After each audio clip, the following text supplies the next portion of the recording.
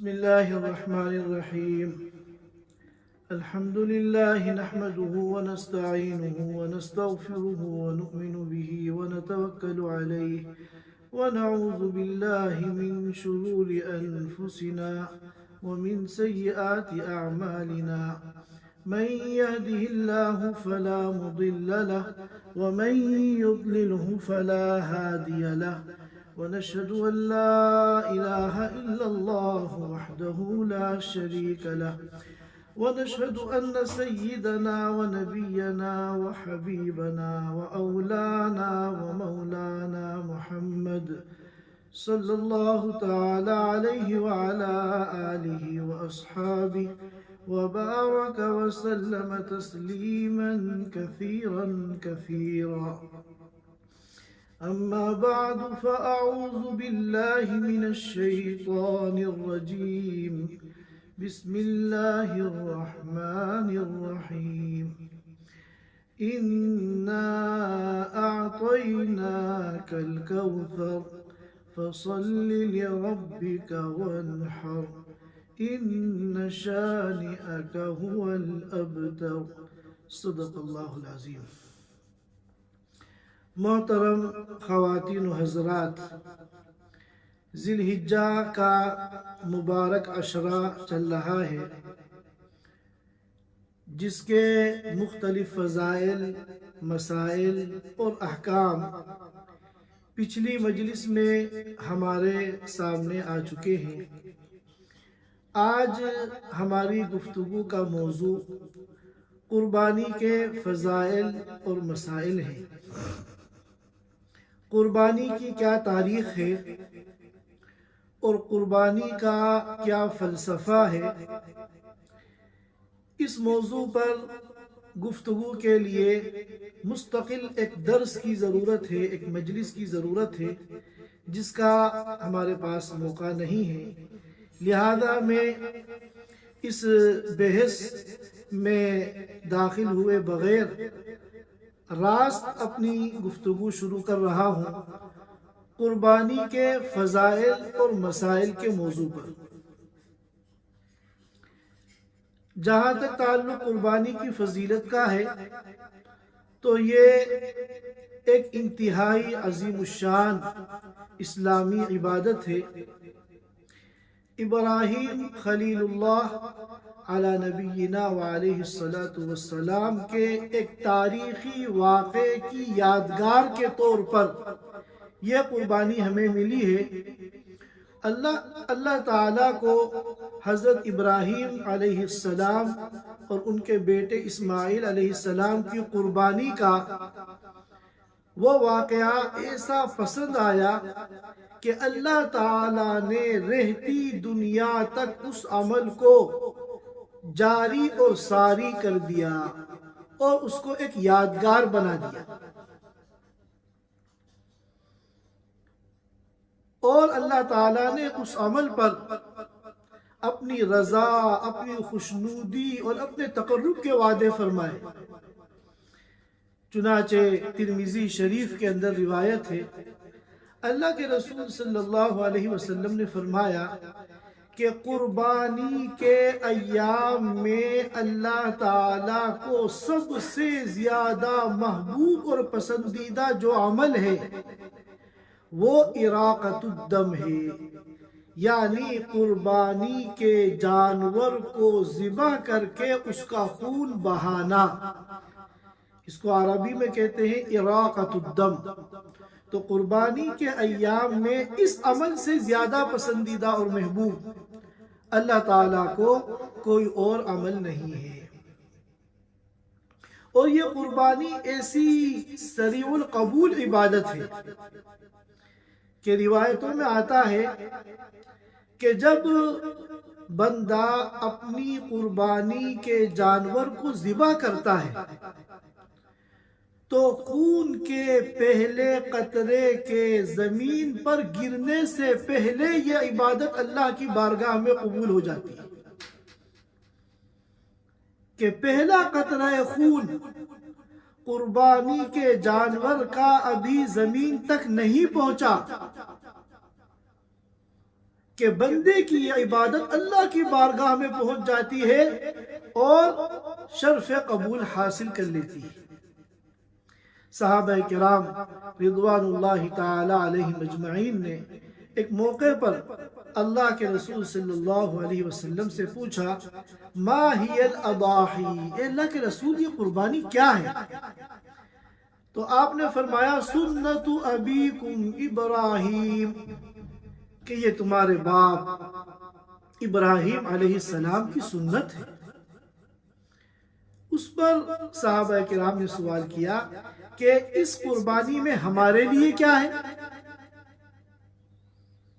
تو آپ نے فرمایا کہ قربانی کے جانور کے ہر بال کے بدلے میں ایک نیکی ہے۔ اب ذرا سوچئے کہ کسی قربانی کے جانور کے بالوں کو اگر کاؤنٹ کرنا، شمار کرنا ممکن نہیں، تو یاد رکھیے کہ قربانی کرنے پر اللہ کی طرف سے جو اجر مل رہا ہے، نیکیاں مل رہی ہیں، ان کو شمار کرنا بھی ممکن نہیں۔ لا تعد ولا تحصى، بے شمار نیکیاں اللہ تعالی کی طرف سے قربانی کے جانور کو ذبح کرنے پر دی جاتی ہے۔ اور اس کے مقابلے میں جس کے اوپر قربانی شرعاً واجب ہے، قربانی کے وجوب کی جو شرائط ہیں، ان تمام شرائط کے پائے جانے کی وجہ سے قربانی اگر کسی کے اوپر واجب ہو گئی، وہ شرائط کیا ہے وہ بھی ہم آگے بیان کریں گے۔ تو قربانی واجب ہونے کے باوجود اگر وہ قربانی نہیں کرتا،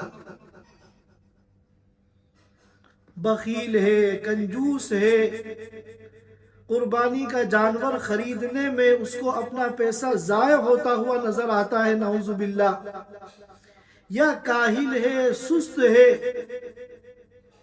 کہ کون جا کے قربانی کا جانور خریدے، قربانی کرے، اس کو ذبح کرے، پھر گوشت کو ٹھکانے لگائے، یا دین سے دوری ہے، اللہ اس کے رسول کی محبت ہی دل میں نہیں ہے۔ جب اللہ اس کے رسول کی محبت نہیں ہے تو ان کے احکام کی بھی کوئی پرواہ نہیں، تو ایسے شخص پر سخت وعید وارد ہوئی ہے حدیث مبارک کے اندر۔ اللہ کے رسول صلی اللہ علیہ وسلم فرمایا کہ جو استطاعت کے باوجود، یعنی قربانی کے واجب ہونے کے باوجود قربانی نہ کرے، فلا يقربن مصلانا، ہرگز ہماری عیدگاہ کے قریب بھی نہ بھٹکے۔ اس کو کوئی حق نہیں ہے عید کے دن عیدگاہ میں آنے کا اور مسلمانوں کے ساتھ ان کی خوشیوں میں شریک ہونے کا۔ اپنی اس حرکت کی وجہ سے اس کو تو چاہیے کہ منہ چھپا کر گھر کے اندر پڑا رہے، اس کو باہر نکل کر مسلمانوں کے ساتھ عید ملنے کا، مسلمانوں کے ساتھ عیدگاہ میں جا کے نماز پڑھنے کا کوئی حق نہیں ہے۔ آج کل بہت سے آزاد خیال لوگ جو دین کو اپنی عقل پہ پرکھتے ہیں، ان کی اپنی جو عقل ہے، اگر عقل کی کسوٹی پر دین کے احکام اترتے ہیں تو وہ مان لیتے ہیں، اور ان کی عقل کی کسوٹی پر اگر دین کے کچھ احکام نہیں اترتے ہیں تو وہ اس کا انکار کر دیتے ہیں کہ اس کی ہمیں لوجک سمجھ میں نہیں آ رہی۔ یہ بہت بڑی ضلالت ہے، بہت بڑی گمراہی ہے، بہت بڑی نادانی ہے اور بہت بڑی محرومی ہے۔ دین جو ہے وہ ہماری عقل کے تابع نہیں ہے، بلکہ دین جو ہے اللہ اور اس کے رسول صلی اللہ علیہ وسلم کا دیا ہوا دین ہے۔ ہم اپنی عقل کی بنیاد پر دین کے اندر تبدیلی نہیں کر سکتے۔ اب یہ لوگ کہتے ہیں کہ اتنا اربوں روپیہ عید کے چند دنوں میں قربانی کے نام پہ نعوذ باللہ ضائع کیا جاتا ہے، اس کی کیا ضرورت ہے؟ پیسہ بھی ضائع ہو رہا ہے، محنت بھی لگ رہی ہے، گندگی بھی ہو رہی ہے، خون جگہ جگہ نالیوں میں بہہ رہا ہے۔ اس سے بہتر یہ ہے کہ یہ تمام اربوں روپیہ جو ہے یہ کسی فلاحی کام میں خرچ کر دیا جائے، بچوں کے اسکول بنا دیے جائیں، تعلیم کو فائدہ ہوگا، اسپتال بنا دیے جائیں، لوگوں کو علاج کی سہولت ہوگی، اور رفاہی کاموں میں خرچ کیا جائے تو کتنی اچھی بات ہے۔ تو جواب یہ ہے کہ یاد رکھیے کہ قربانی کا کوئی بدل نہیں۔ قربانی جس پر واجب ہوگی اس کو قربانی ہی کرنی پڑے گی۔ اگر کوئی شخص جس کے اوپر قربانی واجب ہے وہ قربانی تو نہیں کر رہا، لیکن اس کے بدلے میں وہ لاکھوں ریال رفاہی کام میں خرچ کر رہا ہے، سماجی کام میں خرچ کر رہا ہے، تو یاد رکھیے وہ اس وعید کا مستحق ہے، فَلَا يَقْرَبَنَّ مُصَلَّانَا، ہرگز ہماری عیدگاہ کے قریب بھی نظر نہ آئے، منہ چھپا کر وہ گھر کے اندر بیٹھا رہے، کیونکہ دین وہ نہیں ہے جو ہماری مرضی کے مطابق ہو، دین وہ ہے جو اللہ اس کے رسول کی مرضی کے مطابق ہو۔ لہذا ہم سب کو چاہیے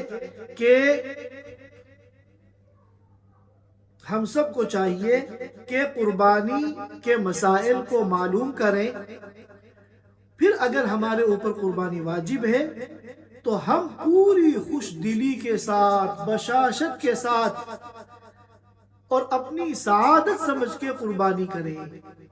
حدیث میں آتا ہے جب اتنا اجر تمہیں مل رہا ہے کہ ایک ایک بال کے بدلے میں الگ الگ نیکی مل رہی ہے، فَطَيِّبُوا بِهَا نَفْسًا، تو قربانی خوش دلی سے کرو، اس کو اپنے اوپر بوجھ نہ سمجھو، قربانی کو اپنی سعادت سمجھو، اور یاد رکھو کہ مالی عبادت کے اندر جتنا زیادہ سے زیادہ مال خرچ ہوتا ہے اتنا ہی اللہ کے یہاں سے اجر و ثواب ملتا ہے۔ لہذا اچھا سے اچھا جانور، یہ کوئی کنجوسی کرنے کی چیز نہیں ہے، اچھا سے اچھا جانور خریدو اور اس کی خوب کیئر کرو، اور اس سلسلے میں جتنی تمہیں خون پسینہ تمہارا لگ رہا ہے، شدید گرمی میں تم جو ہے منڈی میں کھڑے ہو اور وہاں بھیڑ ہے اور گندگی ہے، تعفن ہے، بدبو ہے، ان سب کو برداشت کر رہے ہو، اور پھر جانور خرید کے گھر میں لا رہے ہو، یہاں اس کے چارے کا انتظام کر رہے ہو، اس کے پانی کا انتظام کر رہے ہو، اور اگر اس کی وجہ سے گندگی ہو رہی ہے تو صفائی کا اہتمام کر رہے ہو، ان تمام کاموں کو قطعاً اپنے لیے بوجھ مت سمجھنا۔ یہ سعادت ہے، یہ خوش نصیبی ہے، یہ اللہ تعالیٰ کی توفیق ہے، یہ وہ تمام کام ہیں جو آخرت میں اللہ کی رضا کا سبب بنیں گے۔ قربانی کا جانور خریدنے کے لیے آپ جا رہے ہیں، آ رہے ہیں، اور پھر پورے اس پروسیجر کے اندر جتنا آپ کا پسینہ بہ رہا ہے، یاد رکھیے پسینے کا ایک قطرہ بھی ضائع نہیں جائے گا۔ اللہ تعالیٰ سب دیکھ رہے کہ میرا بندہ میرے حکم کو پورا کرنے کے لیے، میری رضا کو حاصل کرنے کے لیے کتنی خوشی خوشی ان تمام مشقتوں کو برداشت کر رہا ہے۔ یہ چند فضائل ہیں قربانی کے۔ اب ہمیں ان کے مسائل کو سمجھنا ہے۔ جب قربانی کے مسائل کو سمجھنا ہوتا ہے تو بنیادی طور پر 3 سوالات ہوتے ہیں۔ اگر ہم نے ان 3 سوالوں کے جواب کو تلاش کر لیا تو گویا کہ ہم نے قربانی کے مسائل کو سمجھ لیا۔ سب سے پہلا سوال یہ ہے کہ قربانی کن لوگوں پر واجب ہے؟ وہ کون لوگ ہیں جن پہ قربانی واجب ہے، اور وہ کون لوگ ہیں جن پہ قربانی واجب نہیں ہے؟ سب سے پہلے ہمیں یہ سمجھنا ہے۔ دوسرے نمبر پہ ہمیں یہ سمجھنا ہے کن کن جانوروں کی قربانی درست ہے اور ان کی قربانی کے صحیح ہونے کے لیے کیا شرائط ہیں۔ اور تیسری نمبر پہ ہمیں ایام قربانی کو سمجھنا ہے کہ قربانی کے ایام کون کون سے ہیں، جن ایام میں قربانی کرنے سے قربانی صحیح ہوگی، شرعاً معتبر ہوگی، اور ان کے علاوہ کسی اور دن اگر ہم قربانی کریں گے تو ہماری قربانی صحیح نہیں ہوگی۔ تو ہمیں اس کو بھی سمجھنا ہے۔ ان تین سوالات کا جواب سمجھنے کے بعد پھر چند اہم مسائل ہیں جن کی ہمیں ضرورت پیش آ سکتی ہے، انشاءاللہ ہم ان پر گفتگو کریں گے۔ تو پہلا سوال تھا کن لوگوں پہ قربانی واجب ہے؟ تو جواب یہ ہے قربانی کے وجوب کے لیے 6 شرائط ہیں۔ جس شخص کے اندر وہ 6 شرائط پائی جائیں گی اس کے اوپر قربانی واجب ہو جائے گی، اور جس میں ان 6 شرطوں میں سے ایک شرط بھی اگر نہیں پائی گئی تو اس کے اوپر قربانی واجب نہیں ہوگی۔ سب سے پہلی شرط ہے الاسلام، مسلمان ہونا۔ چنانچہ غیر مسلم کے اوپر قربانی واجب نہیں ہے۔ یہ ہماری دین کے جتنے بھی احکام ہیں ان میں سب سے پہلی شرط ہے اسلام، کیونکہ غیر مسلم جو ہے وہ ہمارے دین کا مکلف نہیں ہے۔ جو غیر مسلم ہے اس سے تو پہلے مطالبہ ہے کہ تم اسلام میں داخل ہو، جب اسلام میں داخل ہوگے تو اب اسلامی احکام کے تم مکلف بنو گے۔ تو سب سے پہلی شرط ہے مسلمان ہونا، چنانچہ غیر مسلم کے اوپر قربانی واجب نہیں ہے۔ اور دوسری شرط ہے آزاد ہونا، چنانچہ غلام اور باندی کے اوپر قربانی واجب نہیں ہے۔ آج کے اس زمانے میں پوری دنیا کے اندر مشرق سے لے کے مغرب تک، شمال سے لے کے جنوب تک جتنے بھی انسان بستے ہیں، شرعی اعتبار سے، فقہی اعتبار سے 100% آزاد ہیں۔ کوئی غلام اور باندی اس وقت دنیا کے اندر فی الحال موجود نہیں ہے۔ اور تیسری شرط ہے مقیم ہونا، چنانچہ مسافر کے اوپر قربانی نہیں ہے۔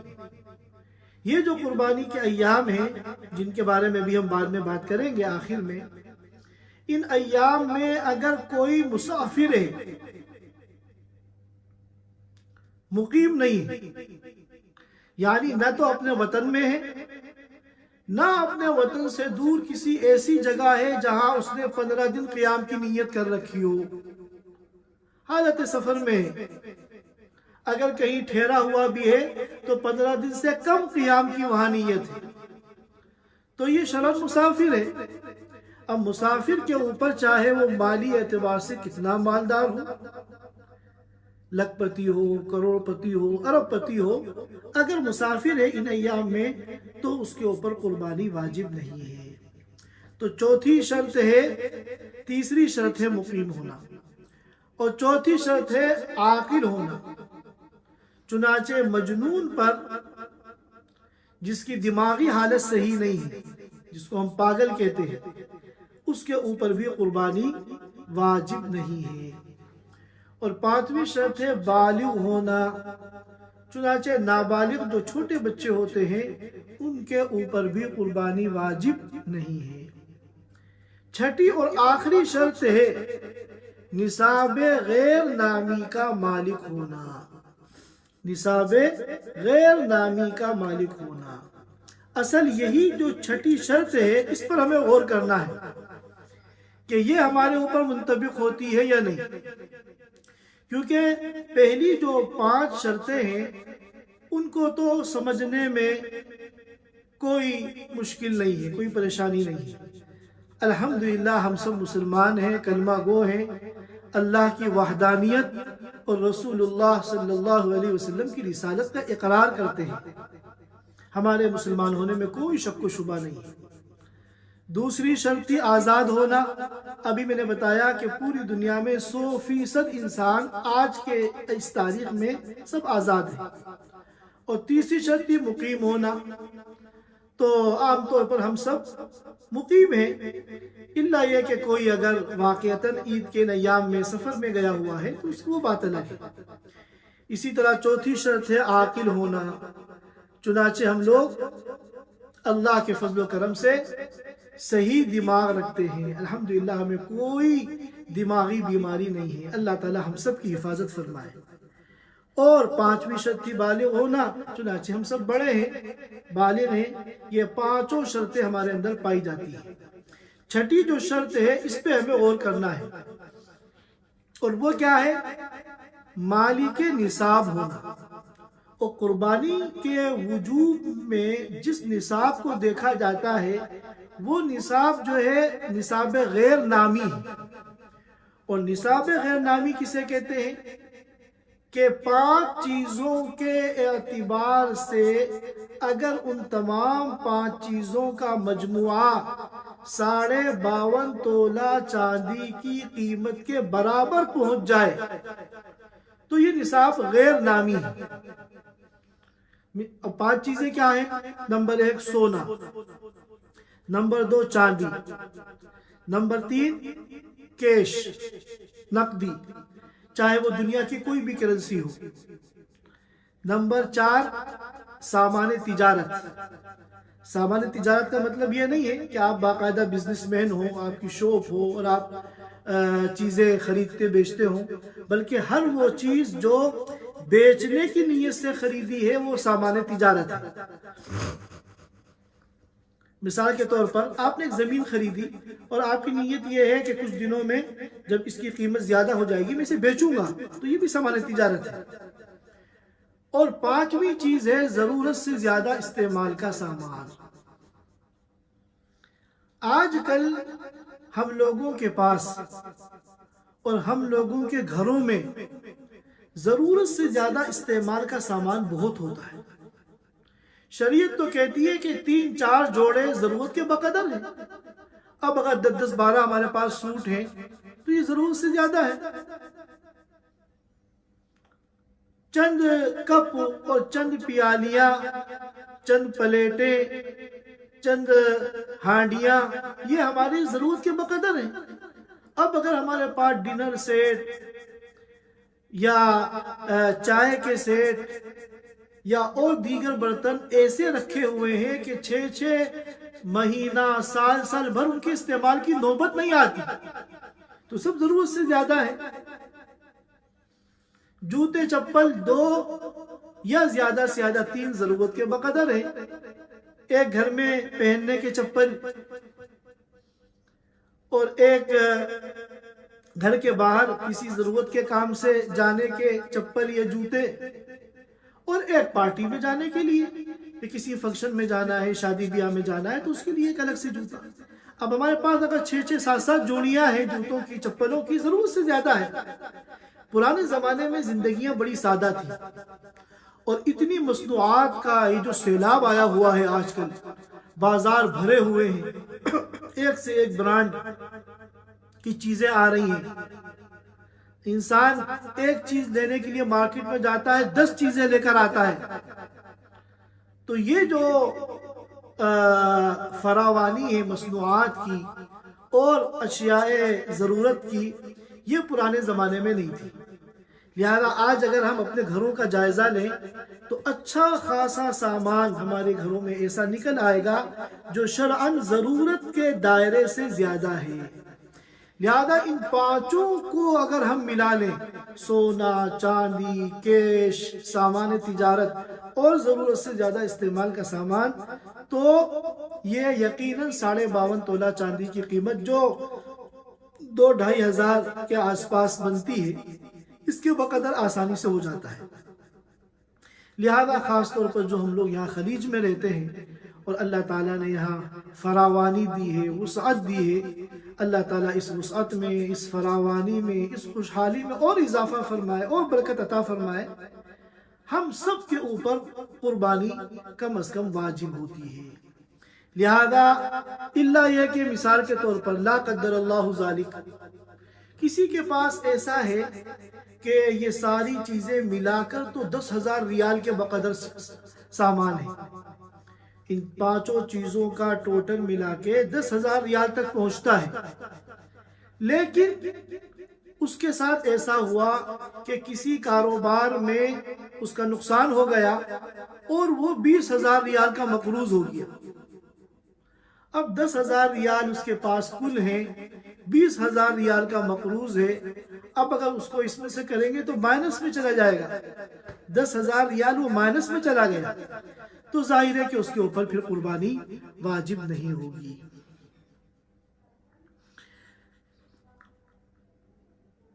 یہ ہے پہلے سوال کا جواب کہ جن لوگوں میں یہ 6 شرائط پائی جائیں گی ان کے اوپر قربانی واجب ہوگی، اور جن میں ان میں سے ایک شرط بھی نہیں پائی گئی تو ان کے اوپر قربانی واجب نہیں ہوگی. دوسرے نمبر پہ ہم سوال لے لیتے ہیں ایام قربانی. ایام قربانی احناف کے یہاں 3 دن ہیں. 10 ذی الحجہ جو ہمارا عید کا دن ہے، بقرعید جسے کہتے ہیں، عرب عید الاضحیٰ کہتے ہیں. اس کے بعد 11 ذی الحجہ اور 12 ذی الحجہ، یہ 3 دن ایام ہیں قربانی کی. 10 ذی الحجہ کی جو صبح صادق ہے، صبح صادق یعنی طلوع فجر، جب فجر کی نماز کا وقت شروع ہوتا ہے اور مؤذن صاحب فجر کی اذان شروع کرتے ہیں، اس وقت سے لے کر 12 ذی الحجہ کے غروب تک، 12 ذی الحجہ کی غروب شمس تک، مغرب کی نماز کے جو وقت ہوتا ہے اس وقت تک، یہ پورا جو زمانہ ہے یہ قربانی کے ایام ہے. تو اگر یہ 6 کی 6 شرطیں ان ایام میں ایک لمحے کے لیے بھی پائی گئی تو قربانی واجب ہو جائے گی. اب صبح صادق مثال کے طور پر 3:20 پر ہے، قطر کا جو آج کل ہے تو 20 21 22 اندازن یہی ہے. تو مان لیتے ہیں 3:20 پہ صبح صادق ہو رہی ہے. اب عید کا دن 10 ذی الحجہ 3:20 پہ جب صبح صادق ہوئی تو یہ ساری شرطیں اس کے اندر موجود تھی، لیکن 3:25 پر کوئی ایک شرط کم ہو گئی. مثال کے طور پہ 5 منٹ کے بعد وہ مسافر ہو گیا، یا لا قدر اللہ ذالک 3:25 پہ اس کا سارا مال چوری ہو گیا اور وہ بالکل عرش سے فرش پہ آ گیا. نصاب غیر نامی کی ملکیت باقی نہیں رہی،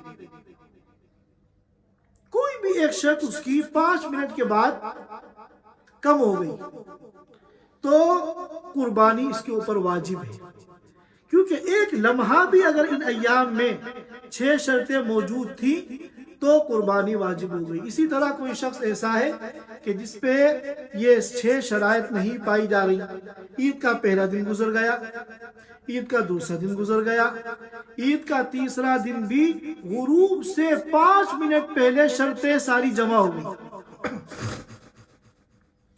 غروب سے 5 منٹ پہلے ساری شرطیں جو ہے اس کے اندر جمع ہو گئی. مثال کے طور پہ بچہ نابالغ تھا، وہ بالغ ہو گیا، یا اسی طرح کوئی مجنون تھا، دماغی مریض تھا، اس کو صحت ہو گئی، اللہ نے شفا دے دی، یا کوئی مسافر تھا 5 منٹ پہلے غروب سے 12 تاریخ کے وہ گھر واپس آ گیا، مقیم ہو گیا، یا مالی حیثیت نہیں تھی، وہ 12 تاریخ میں غروب سے 5 منٹ پہلے کسی نے 10,000 ریال اس کو لا کے ہدیہ کر دیے، تو اب اس سال کی قربانی اس کے اوپر واجب ہو گئی. قربانی واجب کب نہیں ہوگی؟ جب پورا یہ وقت ایسا گزرے کہ 6 شرطیں نہ پائی جائیں. 10 تاریخ کی صبح صادق سے لے کر 12 تاریخ کی مغرب تک پورا یہ زمانہ اس طرح گزرا کہ پوری 6 شرطیں پائی نہیں جا رہی ہیں، تو پھر ہم کہیں گے کہ قربانی اس کے اوپر واجب نہیں ہوئی. تیسرا سوال ہے کن جانوروں کی قربانی درست ہے؟ تو جانور تو اللہ تعالیٰ کی مخلوقات میں سے ایک مخلوق ہیں، اور دنیا میں سینکڑوں ہزاروں قسم کے جانور ہیں،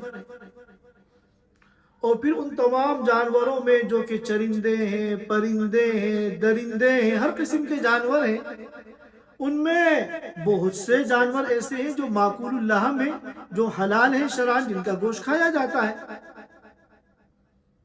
لیکن تمام جانوروں کی قربانی درست نہیں۔ اور اس کے بعد جو جانور معقول اللحم ہیں، حلال ہیں، ان سب کی بھی قربانی درست نہیں۔ صرف 3 قسم کے جانور ہیں جن کی قربانی درست ہے۔ 3 قسم کے جانور ہیں جن کی قربانی درست ہے۔ نمبر 1 بکرا، اسی میں دمبا اور بھیڑیا بھی شامل ہے، دمبا اور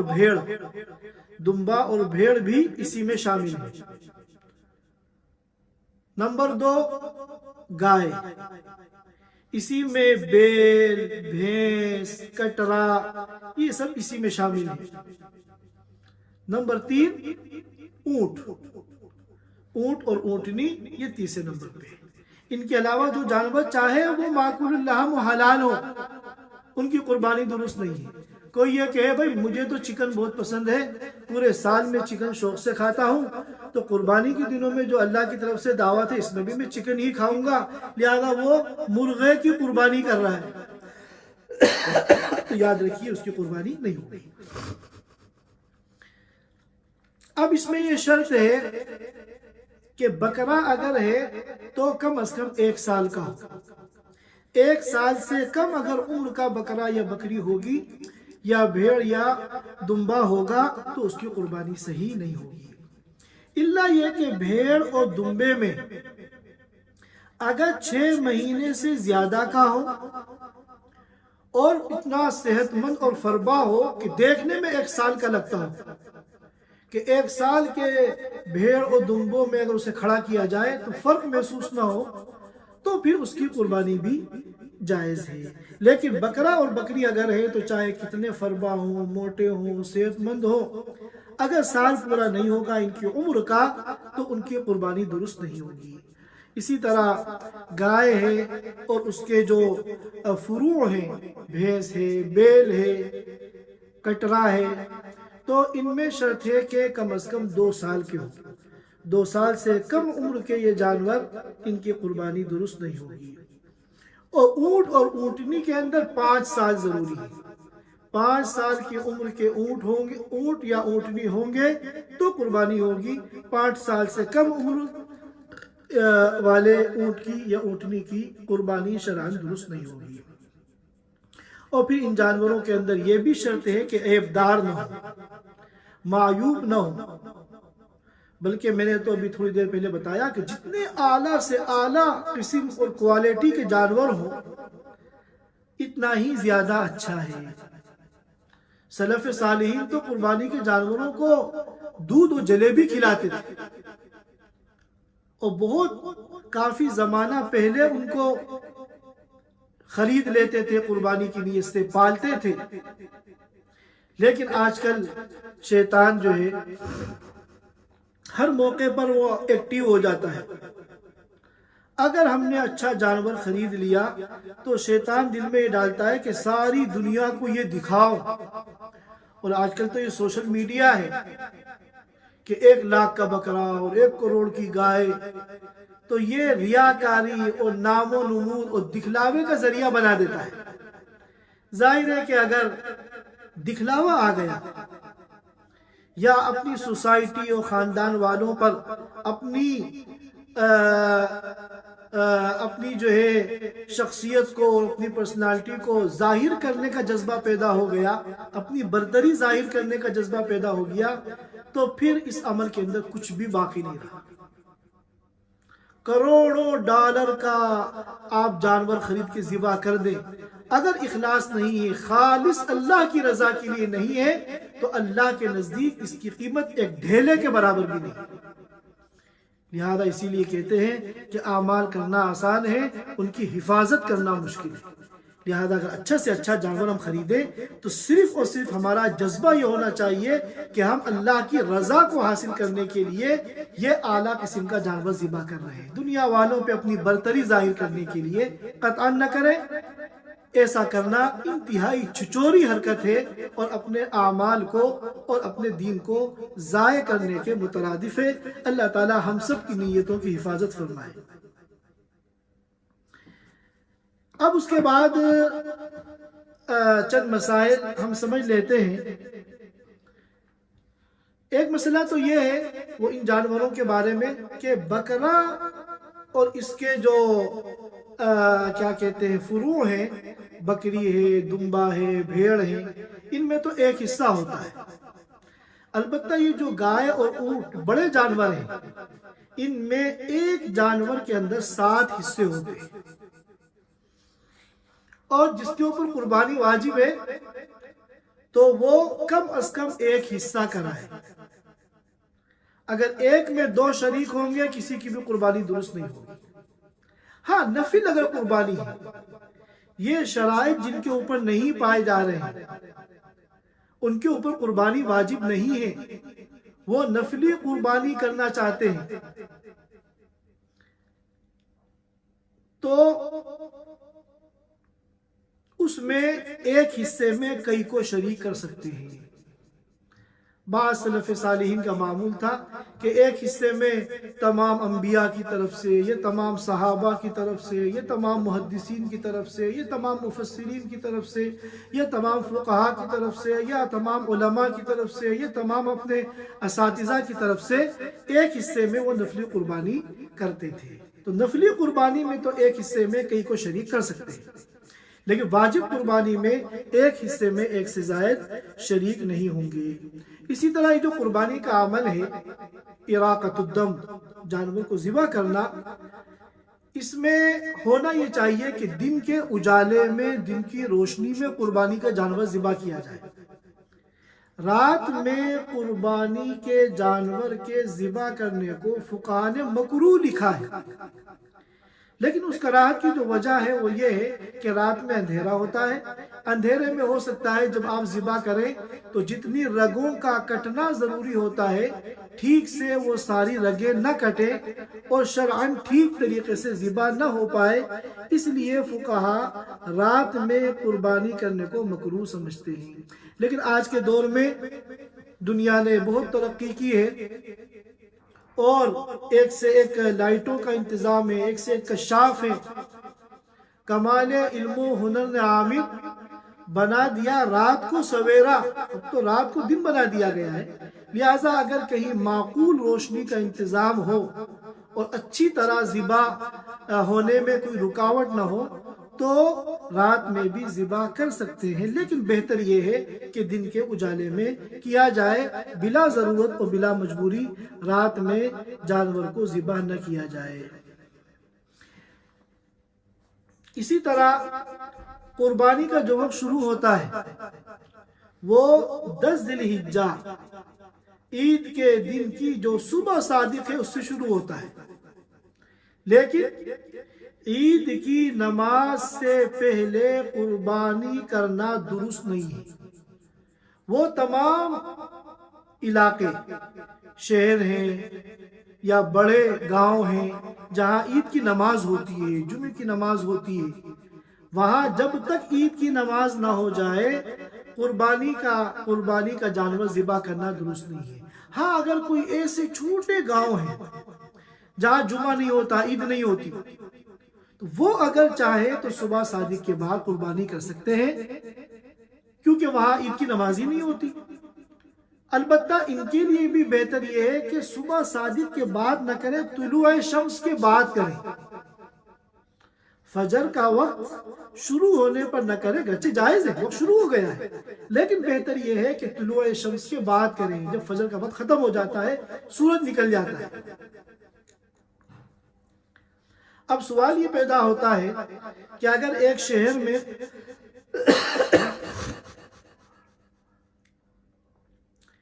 جیسا کہ ہمارے ملکوں میں نمازوں کے اوقات الگ الگ ہوتے ہیں، یہاں خلیج میں تو پورے ملک میں ایک وقت میں نماز ہوتی ہے، طلوع شمس کے 15 منٹ کے بعد پورے ملک میں عید کی نماز شروع ہو جائے گی۔ ہمارے ملکوں میں اوقات مختلف ہوتے ہیں، کہیں 7 بجے، کہیں 7:30، کہیں 8، کہیں 9، کہیں 9:30، 10 بجے تک عید کی نمازیں ہوتی ہیں۔ تو اگر شہر میں کسی ایک جگہ نماز ہو گئی عید کی، ابھی ہمارے محلے میں نہیں ہوئی، تو کیا ہم قربانی کر سکتے ہیں؟ تو جواب یہی، قربانی کر سکتے ہیں۔ پورے شہر میں ایک جگہ بھی عید کی نماز ہو گئی تو پورے شہر میں، ہر محلے میں اب قربانی کرنا درست ہو گیا۔ اسی طرح ایک سوال ہے کہ اگر کوئی بہت ہی زیادہ جلد باز ہے، بعض جگہ قصائیوں کا مسئلہ ہوتا ہے ذبح کرنے کے لیے، اتنے قصائی اویلیبل نہیں ہوتے، لائن لگی ہوئی ہوتی ہے، تو عید کی نماز ہوئی، ابھی خطبہ نہیں ہوا اور عید کی نماز کا سلام پھرتے ہی قربانی کا جانور ذبح کر دیا، حالانکہ ابھی تو خطبہ امام صاحب دے رہے ہیں، تو کیا یہ قربانی درست ہوگی؟ تو جواب یہ ہے کہ یہ قربانی درست ہو جائے گی۔ اس قربانی کے درست ہونے میں کوئی شک و شبہ نہیں ہے۔ اسی طرح مسئلہ یہ ہے کہ عید کی جو نماز ہوتی ہے، عید الفطر میں تو اگر پہلے دن کسی وجہ سے عید نہیں ہو پائی نماز تو اگلے دن پڑھ سکتے ہیں، لیکن عید الاضحیٰ میں اگر اگلے دن بھی کسی وجہ سے نہ ہو پائے تو تیسرے دن بھی پڑھ سکتے ہیں۔ لیکن مسئلہ یہ ہے کہ عید کی نماز کا جو وقت ہے وہ زوال تک ہے، ظہر کا وقت شروع ہوتا ہے نا، زوال اس وقت تک ہے۔ اب پہلے دن کوئی ایسی مصیبت آ گئی، پریشانی آ گئی، کوئی خدا نخواستہ فساد ہو گیا، کرفیو لگ گیا، یا کوئی بھی ایسی آفت بلا آ گئی کہ عید کی نماز نہیں ہو پائی، تو اب زوال ہو گیا، ظہر کا وقت شروع ہو گیا، تو اب عید کی نماز تو پڑھ نہیں سکتے، اب تو ہمیں کل پڑھنی ہے۔ تو سوال یہ پیدا ہوتا ہے کہ اب زوال چونکہ ہو چکا ہے اور عید کی نماز ابھی ہم نہیں پڑھ سکتے، وہ ہمیں کل پڑھنی پڑے گی زوال سے پہلے پہلے، تو کیا ہم آج قربانی کر سکتے ہیں یا نہیں؟ تو جواب یہ ہے کہ ایسی صورت میں آج آپ قربانی کر سکتے ہیں، یعنی عید کی نماز سے پہلے آپ قربانی کر سکتے ہیں۔ اسی طرح آپ جس علاقے میں ہیں ضروری نہیں ہے کہ آپ وہیں قربانی کریں، آپ وہاں رہتے ہوئے دنیا کے کسی بھی کونے میں قربانی کرا سکتے ہیں۔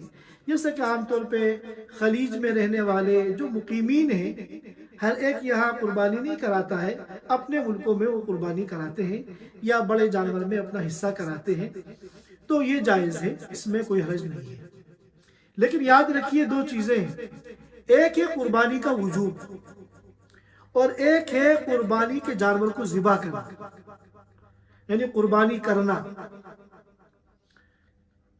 قربانی کے وجوب کے لیے تو اس ملک کی تاریخوں کا اعتبار ہوگا جس ملک کے اندر وہ موجود ہے۔ البتہ قربانی کے جانور کو ذبح کرنے میں اس ملک کی تاریخ کا، ایام قربانی کا اعتبار ہوگا جہاں جانور ذبح ہو رہا ہے۔ اب مثال کے طور پہ ہم لوگ یہاں دوحہ میں ہیں، قربانی کرانی ہے ہمیں انڈیا میں، دوحہ میں عید ایک دن پہلے ہوتی ہے اور انڈیا میں عید ایک دن بعد ہوتی ہے۔ مثال کے طور پہ یہاں عید کی نماز ہے بدھ کے دن، عید کا دن ہے بدھ کے دن، اور انڈیا میں جو ہے وہ بدھ ہے جمعرات میں۔ تو اب یہ جو ہمیں وجوب کو دیکھنا ہے کہ 6 شرطیں جو پائی جانی چاہیے ان 10 ذی الحجہ کی صبح صادق سے لے کر 12 کی مغرب تک، تو ان میں کس چیز کا اعتبار ہوگا؟ تو جواب یہ ہے کہ ان تاریخوں کا اعتبار ہوگا، اس ملک کی تاریخ کا اور ایام قربانی کا اعتبار ہوگا جہاں ہم موجود ہیں۔ لیکن ہمارا جو جانور ذبح ہو رہا ہے وہ انڈیا میں، تو ذبح کے اعتبار سے ان تاریخوں کا اعتبار ہوگا کہ جن تاریخوں میں جہاں جس علاقے میں جانور ذبح ہو رہا ہے اس علاقے کی تاریخ کا اعتبار ہوگا۔ چنانچہ مثال کے طور پر اگر یہاں بدھ میں عید ہے، قربانی کا پہلا دن وہی ہے، انڈیا میں جمعرات کو ہے، اب ہم نے انڈیا میں قربانی کرائی، وہاں کرنے والے نے یہ کہا کہ بھائی یہ قربانی تو فلاں صاحب کی، وہ تو دوحہ میں ہے، ان کی تو عید ہو گئی، لہٰذا میں ان کی آج ہی قربانی کر دیتا ہوں۔ تو اگر اس نے بدھ کے دن قربانی کر دی تو یہ قربانی صحیح نہیں ہوگی، کیونکہ جس ملک میں قربانی ہو رہی ہے وہاں بھی عید کے ایام شروع نہیں ہوئے، وہاں تو اگلے دن سے شروع ہوگی۔ اسی طرح اب ہمارا تو آخری دن ہوگا قربانی کا، بدھ پہلا، جمعرات دوسرا، جمعہ تیسرا، سنیچر کا دن وہ ہمارے اعتبار سے قربانی کا دن نہیں ہے، لیکن انڈیا میں آخری میں قربانی کا سنیچر ہے۔ اگر دوحہ میں رہنے والے کسی شخص کی قربانی انڈیا میں سنیچر میں ہوگی تو قربانی درست ہو جائے گی۔ گرچہ جس کی قربانی ہے اس کے علاقے کے اعتبار سے تو آج قربانی کا دن نہیں ہے، لیکن جس ملک میں قربانی ہو رہی ہے وہاں آج قربانی کا تیسرا دن ہے، لہذا یہ قربانی درست ہو جائے گی۔ اسی طرح ابھی یہ مسئلہ سامنے آیا کہ بچے نابالغ کے اوپر قربانی نہیں ہے۔ اسی طرح اگر بچے بالغ ہیں تو بالغ ہونے میں یہ دیکھا جائے گا کہ وہ صاحب استطاعت ہیں یا نہیں، 6 شرائط وجوب پائے جا رہے ہیں یا نہیں۔ اگر سب پائے جائیں گے تو ان بڑے لڑکوں پہ جو بالغ ہیں قربانی واجب ہو جائے گی۔ لیکن عام طور پر جب بچے غیر شادی شدہ ہوتے ہیں، ماں باپ ہی کی کفالت میں ہوتے ہیں، چاہے بالغ ہوں چاہے نابالغ ہوں، تو ان کی مالی استطاعت ایسی نہیں ہوتی بڑے ہونے کے باوجود۔ تو اب ماں باپ اگر اپنے بچوں کی طرف سے قربانی کریں تو یہ نفل قربانی ہے اور یہ جائز اور درست ہے، بلکہ جن کو اللہ نے ہمت دی ہے، استطاعت دی ہے، ان کو ضرور اپنے بچوں کی طرف سے قربانی کرنی چاہیے۔ کیوں؟ اس لیے کہ یہ جو قربانی ہے یہ نوع من الصدقہ، یہ صدقے کی ایک قسم ہے، اور صدقے کے بارے میں آتا ہے کہ یہ بلاؤں کو ٹالتا ہے، بلکہ حدیث کے الفاظ یہ ہیں کہ صدقے کے اوپر سے چھلانگ کر بلا نہیں آ سکتی، بلا صدقے کے اوپر سے صدقے کو کراس کر کے آگے نہیں بڑھ سکتی۔ تو صدقات جو ہوتے ہیں یہ بلاؤں کے لیے سد سکندری ہوتے ہیں، رکاوٹ ہوتے ہیں، حاجز، بلاؤں کو روکتے ہیں۔ لہٰذا ہم اگر اپنے بچوں کی طرف سے نفلی قربانی کریں گے تو انشاءاللہ اللہ تعالیٰ اس قربانی کی برکت سے پورے سال ہمارے ان بچوں کو مصیبتوں سے، بلاؤں سے، پریشانیوں سے اور آزمائشوں سے محفوظ رکھیں گے۔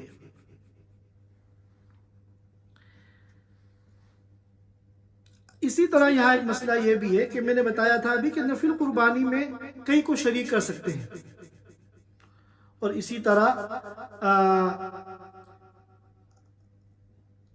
دوسروں کی طرف سے نفل قربانی کرانا درست ہے، کیونکہ ابو داؤد و مسند احمد میں روایت ہے، حضرت علی رضی اللہ تعالیٰ عنہ فرماتے ہیں کہ اللہ کے رسول صلی اللہ علیہ وسلم نے مجھے نصیحت کی تھی کہ میری طرف سے تم قربانی کرنا۔ چنانچہ حضرت نے فرمایا کہ چنانچہ میں پابندی سے ہر سال آپ صلی اللہ علیہ وسلم کی طرف سے نفل قربانی کرتا ہوں۔ لہذا ہمارے بہت سے اکابر بزرگان دین جہاں ہر سال اپنی قربانی کا اہتمام کرتے ہیں، وہاں اللہ کے رسول صلی اللہ علیہ وسلم جو کہ محسن انسانیت ہیں، ان کی طرف سے بھی نفلی قربانی کا اہتمام کرتے ہیں۔ اسی طرح ایک مسئلہ یہ ہے کہ جس پر قربانی واجب تھی وہ ایام قربانی میں قربانی نہ کر سکا کسی بھی وجہ سے، بلکہ بعض صورتیں تو ایسی ہوتی ہے کہ وہ قربانی کر ہی نہیں سکتا۔ اب مثال کے طور پہ آخری دن 12 تاریخ میں غروب سے 5 منٹ پہلے اس کے اوپر قربانی واجب ہوئی، تو اب 5 منٹ کے اندر تو قربانی نہیں کر سکتا۔ تو اب کسی پہ قربانی واجب تھی، ایام قربانی گزر گئے، قربانی نہیں کر سکا، تو اب کیا کرے؟ تو جواب یہ ہے کہ اگر قربانی کا جانور اس نے خرید لیا تھا، بکرا اس نے خرید لیا تھا، تو اسی بکرے کو صدقہ کر دے، اور اگر جانور نہیں خریدا تھا تو ایک بکرے کی قیمت صدقہ کر دی۔ قضا اگر ہو جاتی ہے نا قربانی، تو اب 7واں حصہ بڑے جانور کا نہیں چلے گا، اب تو بکرا ہی متعین ہے، ایک حصے والا جانور اگر وہ جانور پہلے سے لے چکے ہیں تو اسی کو صدقہ کریں، اور اگر جانور ابھی نہیں خریدا تھا تو اس کی قیمت کو صدقہ کر دیں۔ اسی طرح بڑے جانور میں بتایا تھا 7 حصے ہوتے ہیں، تو اب اس میں ایک شرط یہ ہے کہ 7 حصے والوں کی نیت تقرب اللہ کی ہو۔ اگر کسی ایک حصے والی کی نیت تقرب اللہ کی نہیں ہے بلکہ گوشت کی ہے، مثال کے طور پہ کچھ لوگ مل کے ایک بڑا جانور خرید رہے ہیں، اب انہوں نے شرکا جمع کیے تو 6 مل گئے، ایک باقی ہے، تو ایک صاحب نے کہا کہ بھائی میری تو قربانی دوسری جگہ ہو رہی ہے، ایسا کرتا ہوں تم لوگ پریشان ہو، ایک حصہ میں لے لیتا ہوں، اور مجھے گوشت کی ضرورت ہے۔ اب وہ یہ تو گوشت کا کاروبار کرتا ہے، وہاں اس کو ضرورت ہے، یا اس کا ریسٹورنٹ ہے وہاں کھانا بنتا ہے اس میں ضرورت ہے، یا کسی بھی مقصد میں وہ گوشت اس کو چاہیے، تو ایسی صورت میں کسی کی بھی قربانی نہیں ہوگی، کیونکہ سارے شرکاء کے اندر ضروری ہے کہ 100% سب کے سب تقرب اللہ کی نیت سے قربانی کریں، کوئی ایک بھی گوشت کو حاصل کرنے کی نیت سے نہ کرے۔ ہاں البتہ کوئی ایک حصے والا ولیمے کی نیت سے کر رہا، حصہ لے رہا ہے کہ میں اس سے ولیمہ کروں گا، یا عقیقے کی نیت سے حصہ لے رہا ہے کہ اس میں جو میرا گوشت ملے گا اس سے میں عقیقے کی دعوت کروں گا، تو چونکہ ولیمہ اور عقیقہ دونوں سنت ہیں، تقرب اللہ کا ذریعہ ہے، لہذا اس صورت میں قربانی درست ہو جائے گی۔ یہ چند مسائل تھے جو قربانی کے متعلق عرض کرنے تھے۔ اللہ تعالی ہم سب کو اپنی مرضی کے مطابق، شریعت کے مطابق، قرآن و حدیث کے مطابق دین کے ایک ایک حکم کو سیکھ کر، سمجھ کر اس پر عمل کرنے کی توفیق عطا فرمائے، اور پھر ہمارے اس عمل کو اپنی بارگاہ میں قبول فرمائے۔ وآخر دعوانا الحمدللہ رب العالمین۔ Thanks for watching. Don't forget to like, comment, share and subscribe to Al Wahid channel.